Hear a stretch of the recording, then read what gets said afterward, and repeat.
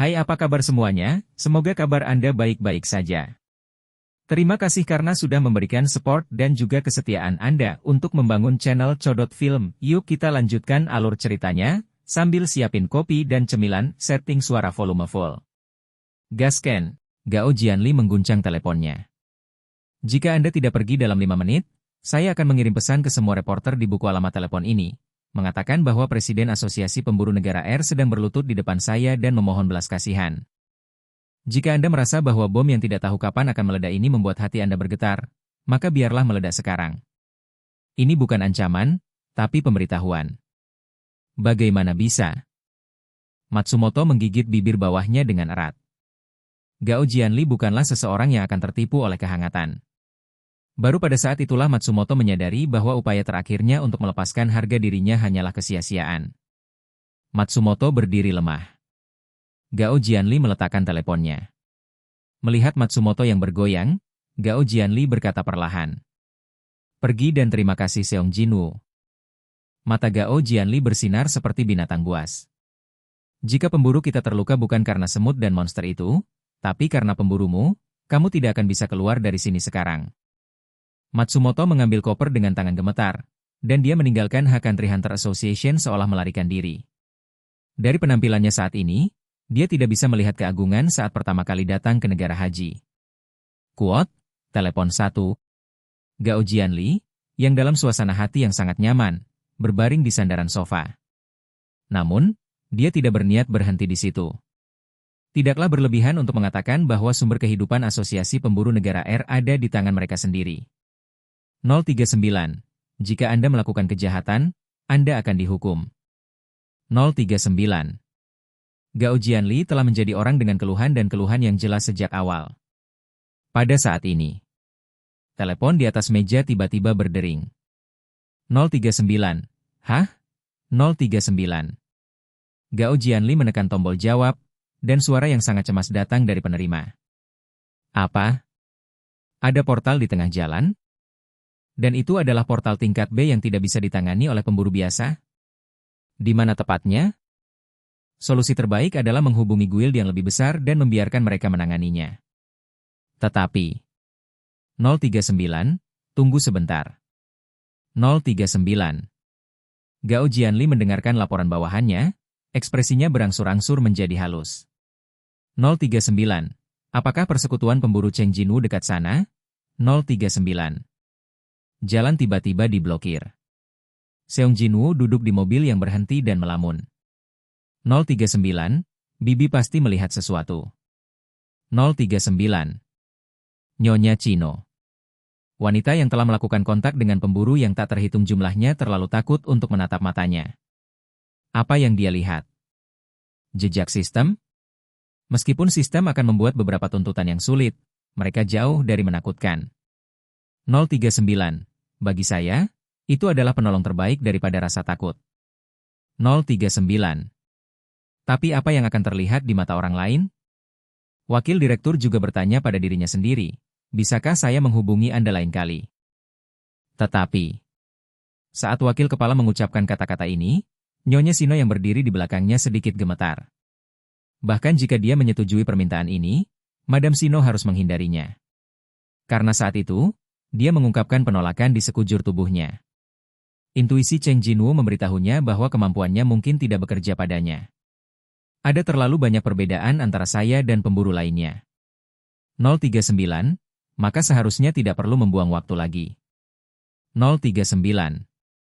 Cheng Jinwoo secara resmi menolak wakil direktur. Dan ekspresi beku dari wakil kepala juga tercetak di benak Cheng Jinwoo. 039. Tapi sekali lagi, mengapa sekarang diblokir? 039.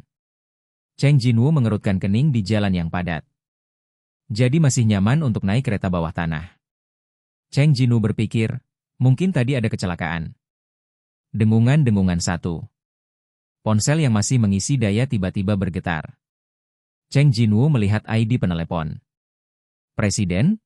039. Anda jelas baru bertemu Min Shijun Hunter di upacara perpisahan belum lama ini, mengapa Anda menelepon lagi? Cheng Jinwoo menekan tombol jawab. Hunter Cheng Jinwoo. Aku Gogan RI. Gogan RI dengan tenang memberitahu Cheng Jinwoo apa yang terjadi di pusat kota es sekarang. Apa? Maksudmu portal itu muncul di tengah jalan? Tidak heran. Jika waktu kemacetan puncak biasa tidak akan tertunda begitu lama. Untuk berbalik, Cheng Jinwoo mengalihkan pandangannya ke belakang. Namun baik bagian depan maupun belakang mobil macet dengan mobil.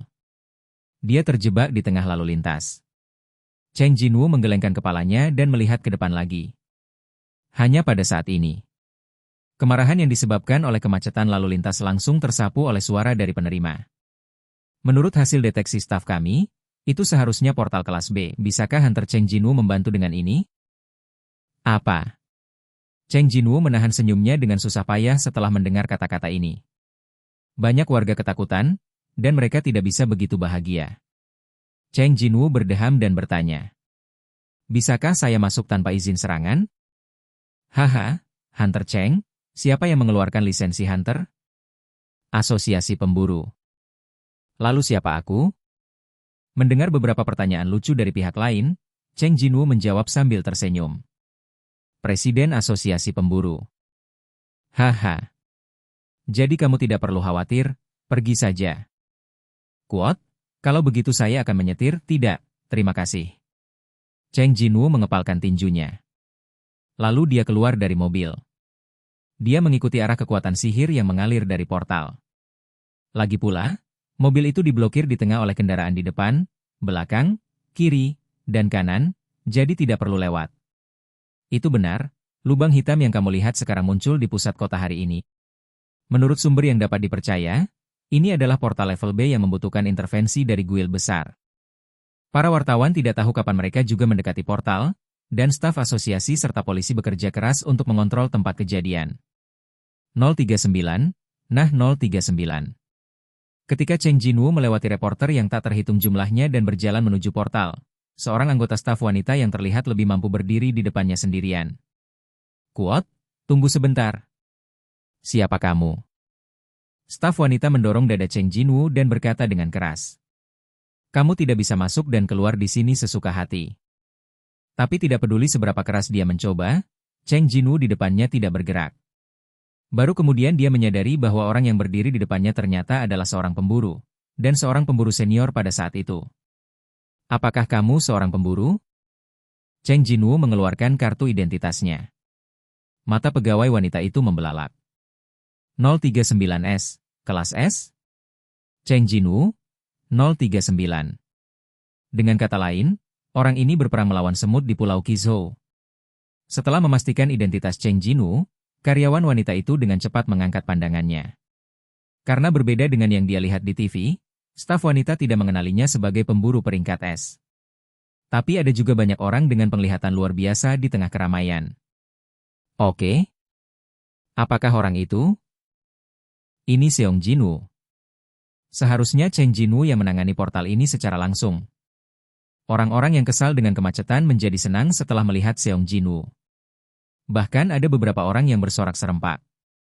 Namun, reaksi warga tidak mengubah sikap keras kepala staf perempuan tersebut. Dia berhenti sejenak. Quote, kenapa, mengapa kamu datang ke sini? Quote, staf wanita itu bertanya dengan gemetar. Apalagi itu? Pemburu itu berdiri di depan portal, dan hanya ada satu hal yang ingin dia lakukan. Oke guys, jangan lupa like, comment, share, and subscribe di channel Codot Film. See you next video, PHC out and bye-bye.